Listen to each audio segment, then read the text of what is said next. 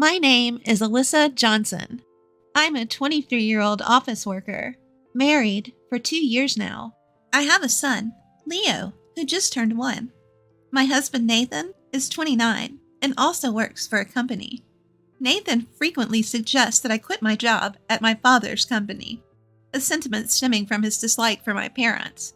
His distaste for my parents appears to be linked to the fact that my father is a high school dropout and runs a small and grimy company, manufacturing screws and small components. Nathan hates the idea of people knowing he's related to such a company. On the other hand, I admire my father for his tireless dedication to research, his courage, not afraid of failure, and his genuine care for his employees.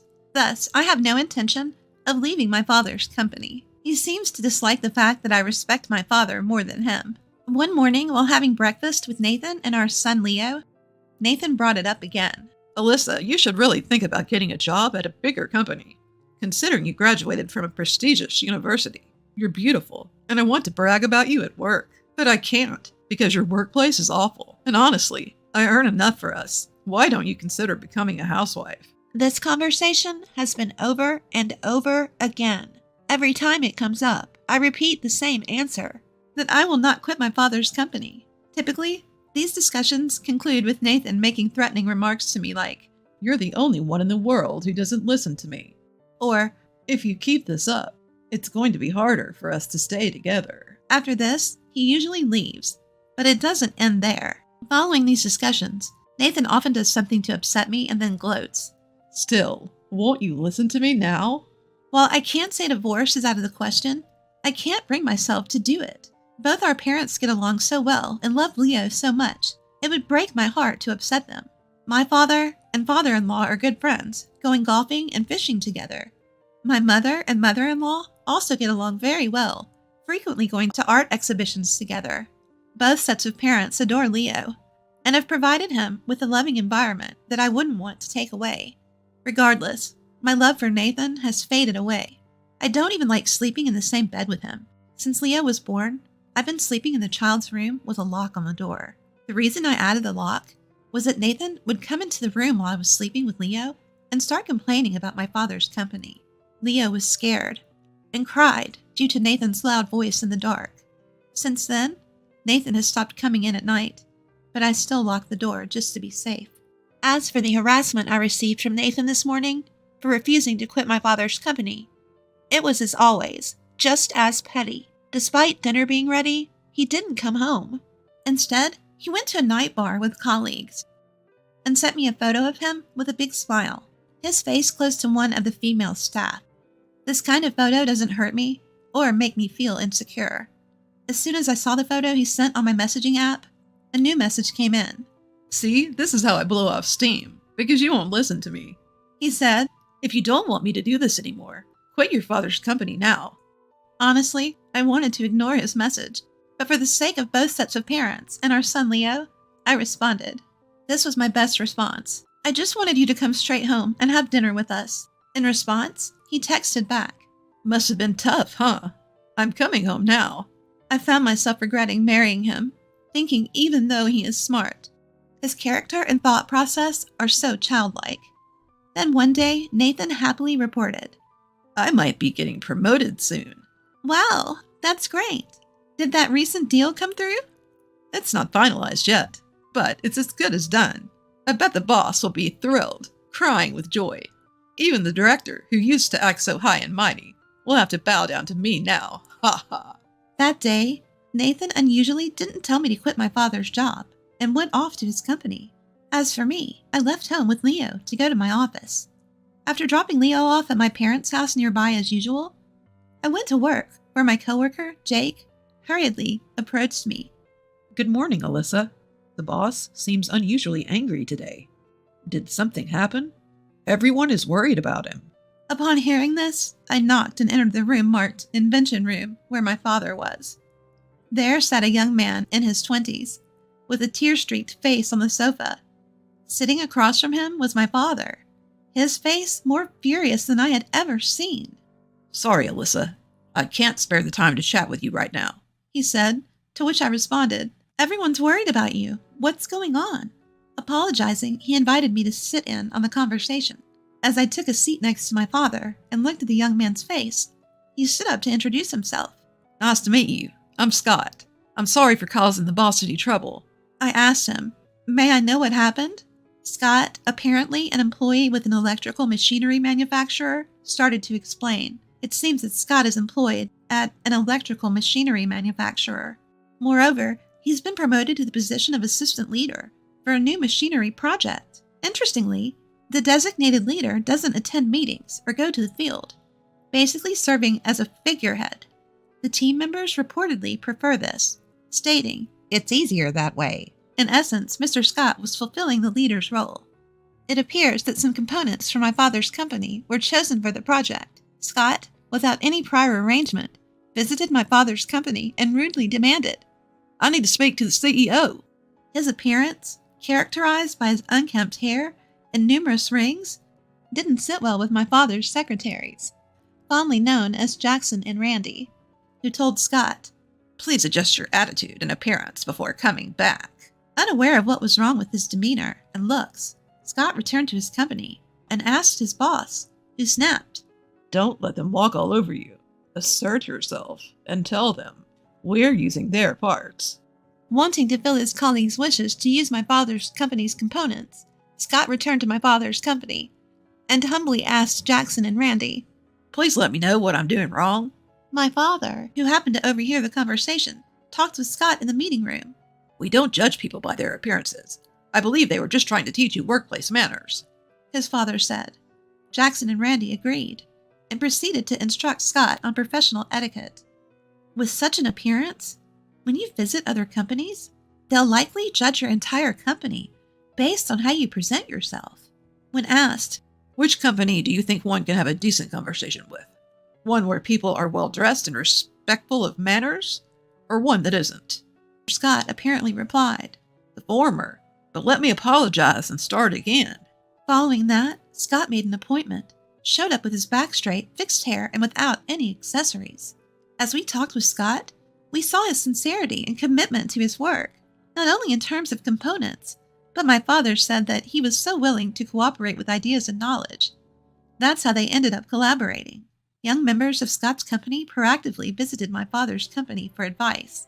However, just before a prototype was almost completed after nearly 6 months, it was revealed that the leader had taken all the presentation materials that were prepared.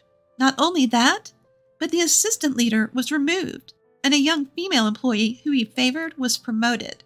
Although the team and the collaborators vehemently opposed this, they were silenced with threats such as, "Anyone who objects will be made uncomfortable in the company by spreading various rumors." Upon hearing this, my father was furious. Jackson, who had been listening in the background, said, About those various rumors, they're just going to spread lies, right? You shouldn't be scared, right? However, the reason the assistant leader was removed was apparently because he reported a violation of working hours to the HR department. Scott said that after severe warnings, the assistant leader was removed. The reason Scott came to my father's company this time was because he was frustrated that the person in charge would change despite all he had done for him, and he wanted to discuss everything. You should quit that company and come work for ours, right, boss? All right, Jackson and Randy, are you ready? My father, impersonating an iconic Western movie character, made everyone except Scott burst into laughter. Scott said, Despite doing such amazing work, you all seem to be having fun. I've always admired that. I really wanted to work with you all. And he pleaded with teary eyes, bowing his head joyfully to my father. There was something that had been bothering me after listening to his story, so I asked Scott a question. I asked, "What's the name of your company?" And it turned out to be the same machinery manufacturing company as my husband's. Hesitantly, I asked further, Can I ask the name of the leader?" And as I had feared, he replied, His name is Nathan Johnson. Upon hearing that, my father and I held our heads in shock.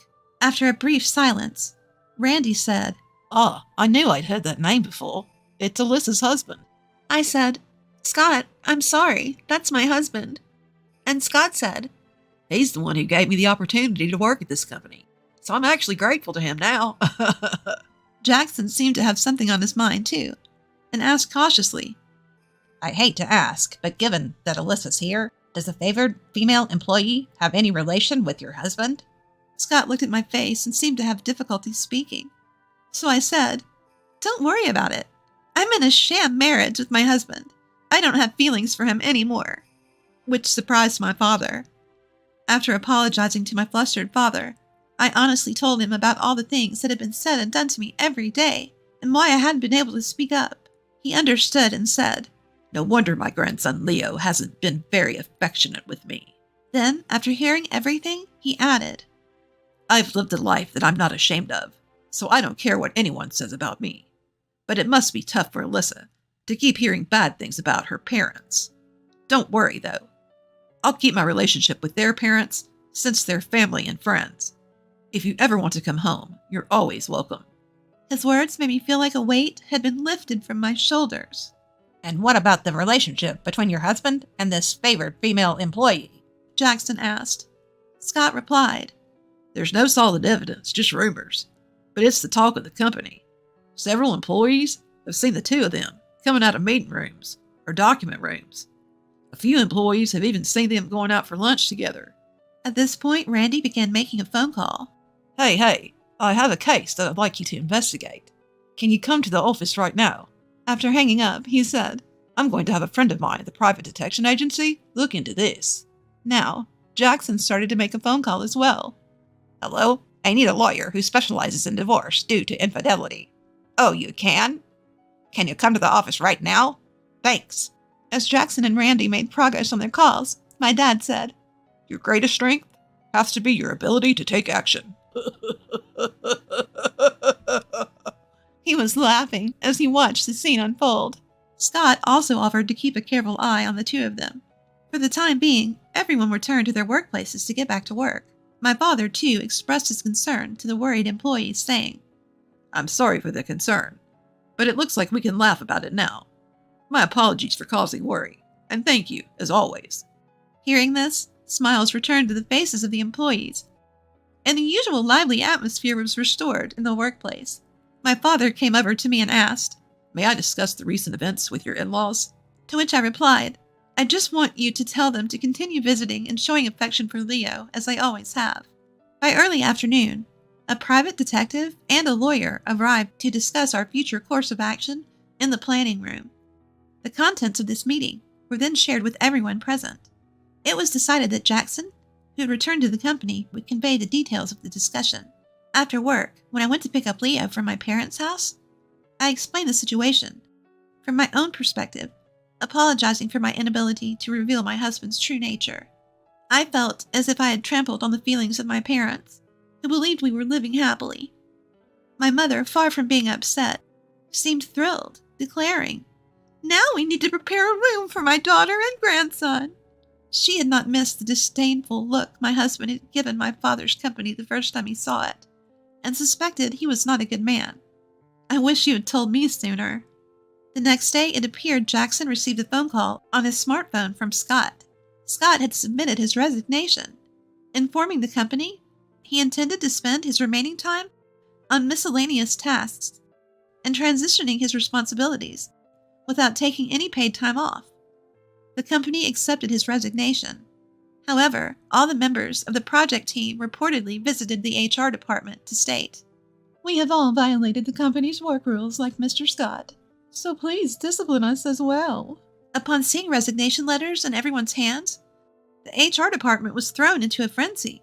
My husband had already left home by the end of regular working hours, so a meeting was held in the large conference room between the company president, department heads, and the remaining project members, including Scott. There it was stated that my husband, who was the team leader, had not attended any meetings or been present at work, and had, in fact, not contributed at all to the project. Further, it was reported that when he learned that the presentation and required documents had been completed by the entire team, he took all the credit, removed Scott from his position as deputy leader, and replaced him with a female employee he favored. The company president reportedly expressed deep regret if this was indeed true. At that point, Scott suggested that no drastic action be taken until all evidence was gathered. The reason he gave was that as the sister-in-law of one of the company's clients, they were also conducting an investigation using a private detective, and it was proposed that nothing be said to my husband without evidence. The company agreed to wait until the evidence was collected, and then to question my husband before deciding on disciplinary action. They asked the team members to hold off on their resignations. Unaware of these serious events, my husband, who usually comes home on time, returned home around 9 p.m. after Leo had gone to bed. He began ranting about how useless everyone else was, boasting about how he had been working overtime to make the project a success. He thought everyone was just jealous because he was going to be promoted to department head after the project's success. Knowing the truth, I couldn't help but chuckle at his delusions. In his good mood, I gave him a few compliments, which I didn't really mean. He seemed to enjoy picturing himself as department head, being looked up to and envied. My husband kept grinning. The next day at work, Scott's plan was put into action. All team members began to continuously praise my husband. Mr. Department Head, not quite yet. It seems the CEO is very hopeful about this project.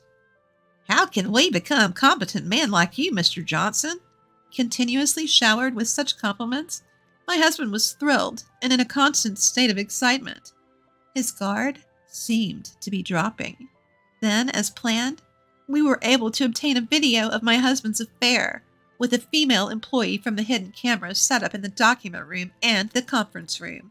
In just 5 days, a ton of evidence of his infidelity had been collected by both the detective agency and Scott. All that was left was to prove that my husband had not been the one to create the project documents. The proof was easy. Scott had also saved the documents on a USB drive, and it would be clear to the company if they asked him and my husband about the contents of the documents.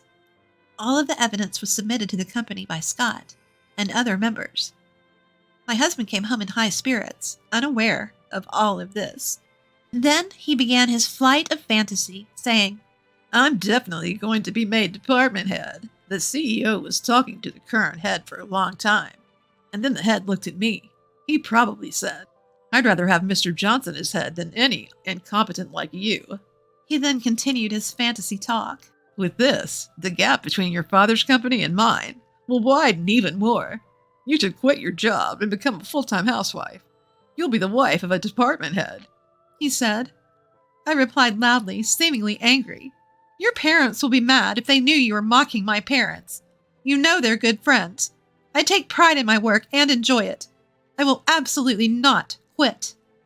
My husband got angry and said, Never invite your parents to our family events. If you don't like it, get out. I'll have women flocking around me as soon as I become department head. When I asked, Are you sure about this? He replied, What do you mean? Don't contact me again. So I responded, All right, I'll leave. And I had him sign the prepared divorce papers. The next morning, I saw my husband go to work in silence, and then I called my father to help me move. As my father, company workers, and I were loading our belongings onto a truck, my in-laws arrived, saying, We came to help. My in-laws apologized to me, and I apologized to them.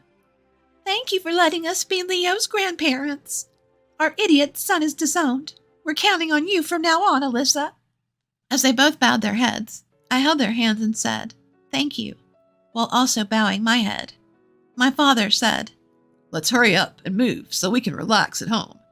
To which my father-in-law responded, Let's do that. And continued helping with the move. The move went smoothly, and in front of my parents and in-laws, I showed them the signed divorce papers and explained that I was getting a divorce from my husband. My in-laws apologized repeatedly, but my father responded, Let's continue to get along, Ken, and playfully patted my father-in-law's knee. My mother said, Mary, let's continue to do embroidery together. There's an art exhibition next week. Let's go. And playfully patted my mother-in-law's knee. My father said, Ken, Mary, why don't you stay at our house tonight? Let's have a drink. And brought out some drinks. My father-in-law said, Thanks. We'll take you up on that offer tonight. And my parents and in-laws got along even better. Not wanting to get in the way, I decided to go to Leo's room and go to sleep. The next day, my husband was called into a conference room by executives like the CEO and department head. In addition to the executives, Scott, the team members, and the female employee he had an affair with were also there. The hearing for my husband was conducted by the CEO himself. First, he was asked if he intended to claim the project as his own without participating in it and stealing the documents when they were completed. Since Scott and the team members were present, it seemed he couldn't make any excuses. The CEO, growing impatient with my husband's silence, demanded loudly, Well, what do you have to say? My husband, it seems, quickly admitted to his actions. Next, he was asked why he had removed Scott from the sub-leader position and replaced him with a female employee. My husband responded, I thought she was more capable than Mr. Scott. But the department head retorted, Are you saying the lady who does nothing more than serving tea and making copies is more capable than Mr. Scott? My husband bit his lip, lowered his head, and fell silent. The CEO then exclaimed, The real reason is this, isn't it? And proceeded to project still images from the video footage taken in the conference room and the document room.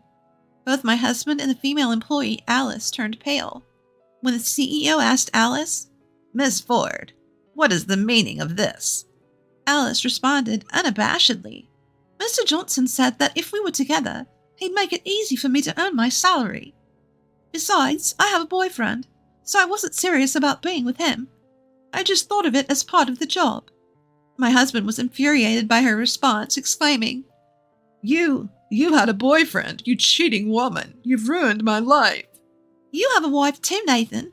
Don't get mad at me, Alice retorted, and a quarrel ensued.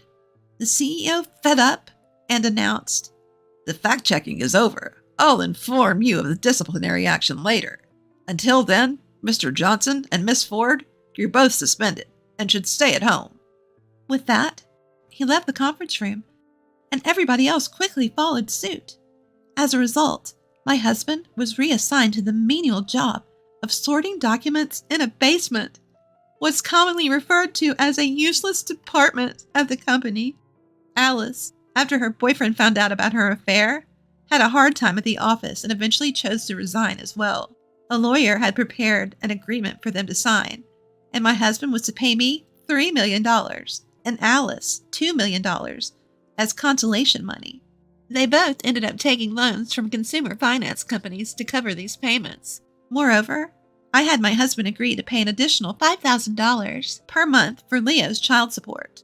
A few months later, my husband, who had been disowned by his parents, was working 2 jobs, at a convenience store during the day and as a security guard for a parking lot at night, and living alone in an old apartment.